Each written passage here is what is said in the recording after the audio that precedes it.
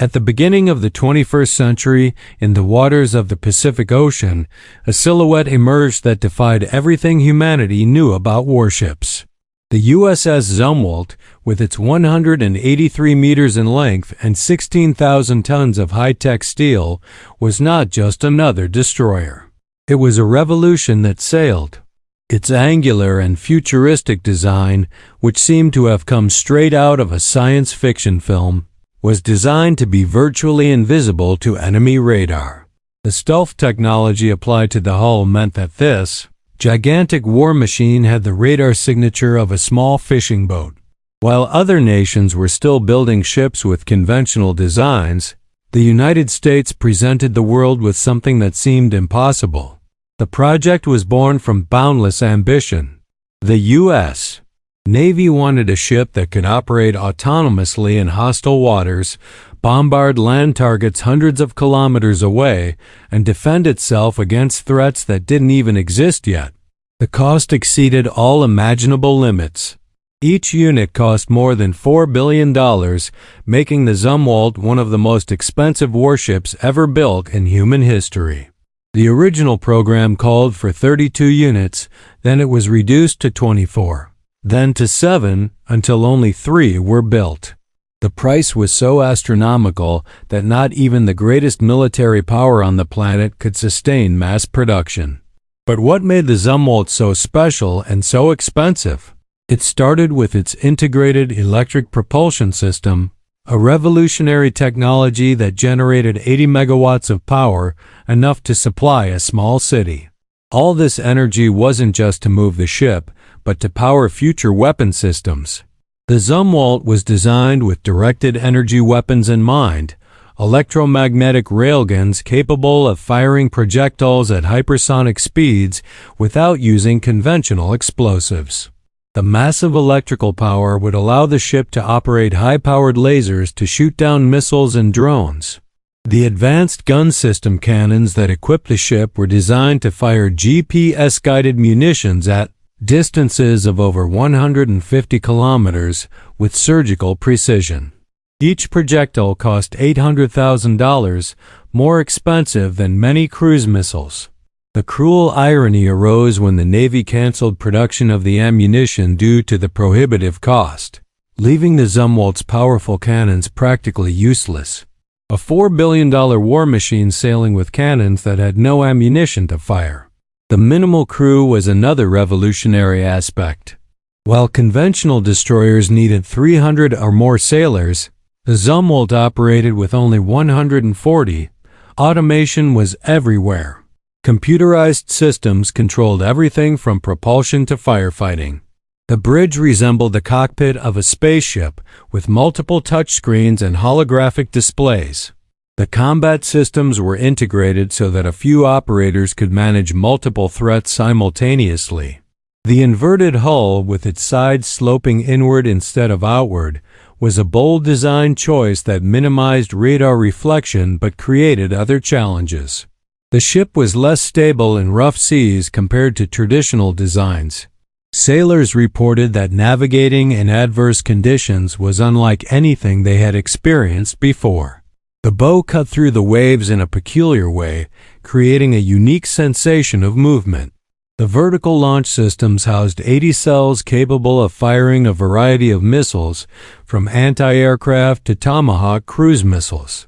The versatility was impressive, but the quantity was less than smaller and cheaper destroyers. The Zumwalt sacrificed cargo capacity for technology and stealth. It was the embodiment of the philosophy of quality over quantity taken to the extreme. The original mission was naval gunfire support for amphibious operations and coastal bombardment. But the world changed while the ship was being built. The wars of the future would not be fought with beach landings but with drones, cyber attacks, and hypersonic missiles. The Navy had to reinvent the purpose of the Zumwalt. Eventually, they decided to transform it into a platform for hypersonic missiles, removing the useless cannons and installing launch tubes for the new long-range conventional attack missiles. The fate of the USS Zumwalt became a symbol of technological ambitions that surpassed practicality and budget. It was a magnificent ship, an engineering masterpiece that pushed the limits of what was possible. But it was also a costly reminder that the most advanced technology is not always the most suitable solution. As it sailed the oceans with its ghostly silhouette, the Zumwalt represented both the pinnacle of human technological capability and the dangers of military hubris. A war machine that appeared where perhaps it should never have existed. So advanced that the world is still trying to figure out how to use it properly, so expensive that even the richest nation on the planet recoiled at the cost of building more. The USS Zumwalt remains a testament to an era where technological ambition surpassed all known limits. When the Zumwalt performed its first test voyages, engineers and admirals watched every movement with a mixture of pride and apprehension. The ship had problems, many problems. During a crossing of the Panama Canal in November 2016, the propulsion system failed completely. The world's most advanced warship was adrift, needing to be towed. Investigations revealed that the complex electrical systems were too sensitive, vulnerable to cascading failures that could paralyze the entire ship. The automation that should have been its strength became an Achilles heel. The repairs and modifications cost hundreds of millions of additional dollars. Every time the engineers fixed one problem, another arose. The combat software needed constant updates. The cooling systems for the electronic components didn't work as planned in tropical climates. The special seals of the stealth hull degraded faster than expected under exposure to sea salt. The Zumwalt was discovering that being revolutionary also means being the first to find all the problems that nobody had foreseen. The international naval community watched with fascination and a certain relief. Other nations with stealth ship programs, such as China and Russia, learned valuable lessons by observing the American stumbles. They saw that perhaps they didn't need to reach the same level of technological sophistication. They could build cheaper, less ambitious ships that actually functioned reliably. The Zumwalt inadvertently became a case study for the entire world on the limits of military innovation. Within the ship's cramped corridors, the reduced crew faced its own challenges. Maintaining such complex systems with so few technicians meant grueling workdays. There was no human redundancy. If a system specialist became ill or injured, critical operations could be compromised.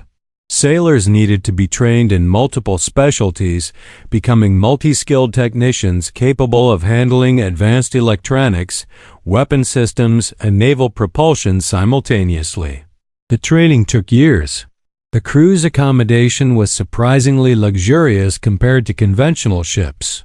With fewer people on board, there was more space. The bunks were larger. There were decent leisure areas, even a gym and entertainment room.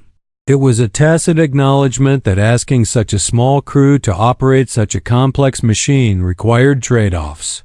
But the relative luxury did not eliminate the stress of knowing that any system failure could leave the ship vulnerable, and that there were not enough personnel to handle multiple simultaneous emergencies. The second ship of the class, USS Michael Monsoor, was commissioned in January 2019. The third and final ship, USS Lyndon B. Johnson, followed a few years later. Each incorporated lessons learned from the previous one, yet each still cost billions. The Navy attempted to justify the expense by arguing that these ships would be testbeds for future technologies. The systems developed for the Zumwalt would eventually find their way into other classes of ships. The investment, however painful, was planting seeds for the next generation of naval combatants. The decision to convert the Zumwalt into a hypersonic missile platform was made when it became clear that the advanced gun system cannons would never fulfill their original purpose. The new hypersonic missiles the Navy was developing could travel at more than 5 times the speed of sound, were nearly impossible to intercept, and could hit targets thousands of kilometers away. Transforming the Zumwalt into a launch platform for these weapons gave the ship a relevant purpose for the threats of the 21st century. It was an expensive but necessary reinvention. Removing the gun systems and installing hypersonic missile launch tubes would require extensive modifications to the ship's internal structure. Engineers had to redesign entire compartments. The work was scheduled to take years and cost hundreds of millions more. Critics pointed out that for the total cost of developing, building, and now modifying the Zumwalt, the Navy could have built an entire fleet of conventional destroyers. But proponents argued that quantity without technological quality would be useless against peer competitors like China and Russia. The presence of the Zumwalt in naval exercises elicited mixed reactions. Allies were impressed by its futuristic appearance and theoretical capabilities, but experienced naval commanders noted its practical limitations. The ship was too complex for prolonged operations far from bases with sophisticated maintenance infrastructure. It couldn't simply anchor in any port and receive repairs. It needed specialized technicians, specific parts, and unique equipment.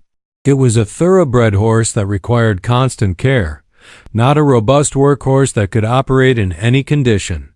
The Zumwalt's electronic warfare capabilities were classified, but rumors suggested systems capable of intercepting and interfering with enemy communications at impressive distances.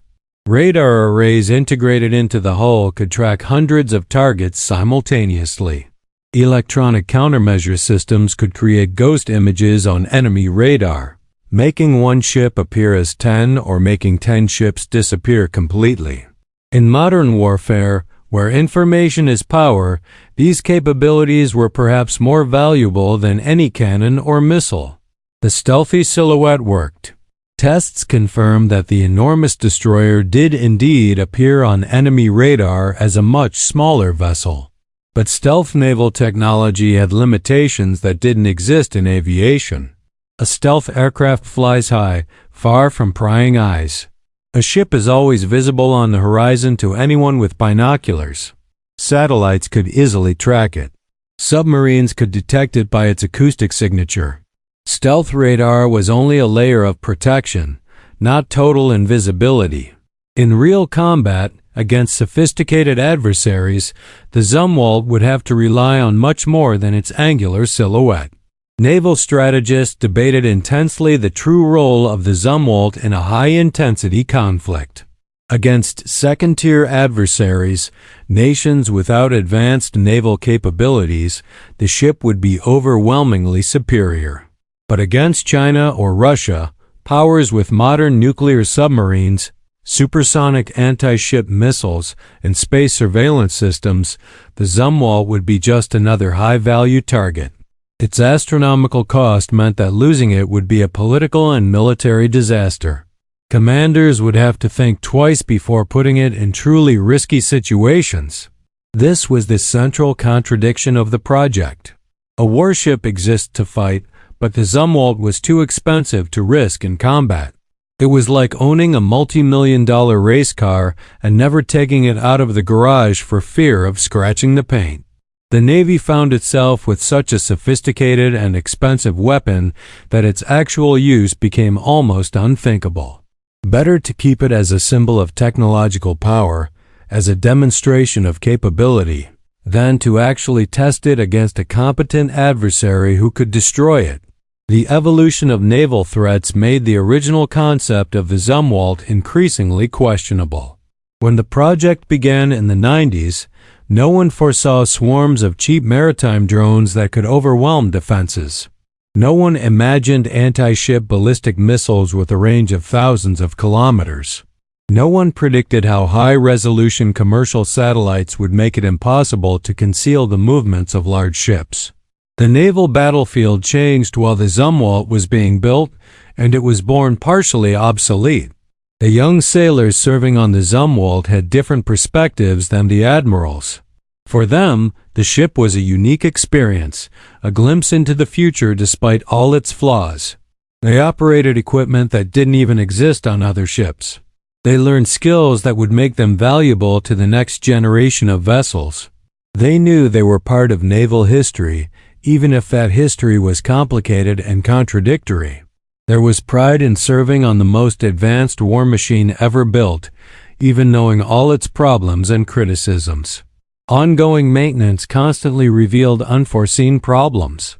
The special stealth coatings on the hull needed to be reapplied regularly, an expensive and time-consuming process requiring dry dock and specialized technicians. State-of-the-art electronic systems quickly became outdated in the fast-paced rhythm of modern technology. Hardware that was revolutionary when installed became obsolete within 5 years. Upgrading everything essentially meant rebuilding the ship repeatedly, adding operational costs that no one had adequately anticipated. Compared to the Arleigh Burke-class destroyers, the reliable workhorses of the American Navy, the Zumwalt seemed an extravagant experiment. The Burkes cost a third of the price, had larger and more experienced crews, carried more missiles, and had decades of proven operations. They were less technologically impressive, but infinitely more practical. The Navy continued building more Burkes while the 3 Zumwalts sailed like expensive orphans of an era of excessive ambition. The defense industry learned bitter lessons from the Zumwalt program. Incorporating many unproven technologies simultaneously was a recipe for schedule and budget disasters. Each new system represented a risk. When you combine dozens of new systems into a single project, the risks multiplied exponentially. Future programs would attempt to incorporate innovation more incrementally, testing and validating technologies before committing billions to production. The United States allies observed the Zumwalt with interest, but without any intention of replicating it. Japan, South Korea, the United Kingdom, and other operators of sophisticated navies preferred more conservative designs. They incorporated some stealth technologies, some advanced systems, but always within more conventional and proven platforms. No one wanted to repeat the American mistake of attempting too great a technological leap all at once. China, in particular, studied the Zumwalt with meticulous attention. Chinese naval intelligence collected every available fragment of information. They analyzed the flaws, the successes, the design choices. When China developed its own stealth destroyers, they incorporated lessons from the Zumwalt but avoided its excesses. The Chinese Type 55s were less radical in design, cheaper, and more numerous. They used the Zumwalt as a manual for what not to do as much as for what to do. The Zumwalt's cyber warfare capability was both its greatest asset and its greatest vulnerability. All those computerized systems, all that connectivity, created attack surfaces for sophisticated hackers. The Navy invested massive resources in cybersecurity, layer upon layer of protection, but the reality was that any connected system was potentially hackable. An adversary who managed to penetrate the Zumwalt systems could cripple it without firing a single shot. It was modern warfare at its most terrifying. Combat simulators depicted worrying scenarios. In a war against China in the South China Sea, the Zumwalt would face missile saturation coming from multiple directions simultaneously. Missiles launched from aircraft, ships, submarines, and land-based platforms. Even with its advanced defense systems, there were mathematical limits. If 20 missiles attacked simultaneously, it might be able to shoot down 18. The remaining 2 would be sufficient for a destruction mission. The mathematics were brutal and unavoidable. The crews trained incessantly for emergency scenarios: onboard fires, floods, power failures, missile attacks. But with only 140 people, there was no way to cover all damage control stations simultaneously in a serious emergency. On conventional ships, hundreds of extra hands could respond to crises. On the Zumwalt, automation was supposed to compensate, but machines don't completely replace human judgment and adaptability in chaotic situations. It was a gamble that hadn't yet been tested in real combat. In the gray waters of the Pacific, the USS Zumwalt continues its silent patrols. Its angular silhouette cuts the horizon like a blade from the future, startling fishermen who swear they've seen a ghost ship. Tourists in ports take photographs in amazement, children point excitedly, but few truly understand what they are seeing. It's not just a ship. It's a monument to human ambitions that reached for the stars but forgot to check if the ground could support their weight. The engineers who designed it are now older, some retired, watching from afar as their creation sails for purposes they never imagined. The admirals who approved the program faced congressional committees, repeatedly explaining why they spent so much on so few. The sailors who operate it wake each morning in their comfortable bunks, check systems on touchscreens, and occasionally wonder what would happen if they actually had to fight. At naval bases around the world, older, simpler destroyers set sail on missions that the Zumwalt cannot perform. They carry out anti-piracy patrols, convoy escorts, and presence in contested waters. Dirty, everyday, essential work. The Zumwalt watches from afar, too powerful for mundane tasks, too complex for unnecessary risks, too expensive to be just another ship. Perhaps in some future conflict its hypersonic missiles will finally fire in anger, proving the value of decades of development and billions invested. Or perhaps it will sail for another 20 years conducting exercises, participating in shows of force, being photographed by enemy satellites that catalog its every move. A symbol that never needed to become substance. A floating question that never found its answer. As the sun sets over the ocean, casting orange reflections on its dark gray hull, the Zumwalt sails towards the horizon. Uncertain destination. Purpose still being defined. Legacy already written in the lines of budgets and audit reports, in technical articles and academic theses, in the nightmares of naval planners and the dreams of visionary engineers. A magnificent machine that surpassed all limits and discovered that beyond them lay only more questions, more complexity, more costs that no one was truly prepared to pay.